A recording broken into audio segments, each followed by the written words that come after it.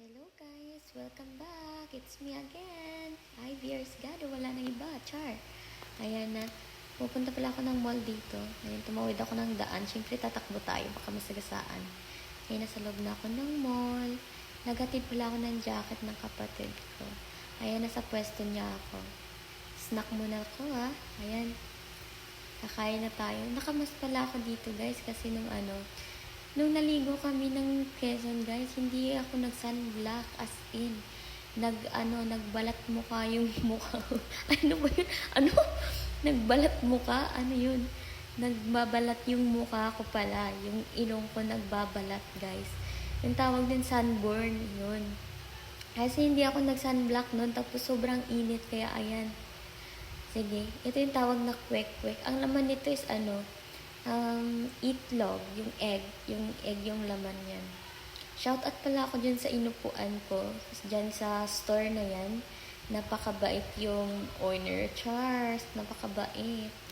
So, ayan nga, kumakain ako dito Tignan nyo yung nangyari sa akin na nung uminom ako ng milk tea. What? Oh my God! Oh my God! So, ayan na nga, sa kabubuhan ko natapon yung milk tea sa sarili ko. Pinunasan ko, nahihiya ako sa tao, Diyos ko. So, sobrang katangahan ko talaga, hindi ko man lang alam. Kasi hindi ko naman alam kasi lahat naman na milk tea, diba? May mas strong na takit. Ayan, may naglinis dyan. Tapos sabi niya, tumapa ka dito, ma'am, para, as in lahat basa, lahat yung puwet ko basa. Yung damit ko basa, yung pants ko basa. Diyos ko, wala akong magawa. Kaya, pinunasan ko na lang. Diyos ko, sabi ko, uwi na ako, wag na. Diyos ko, nahiya ako. Ayan, inamoy ko pa.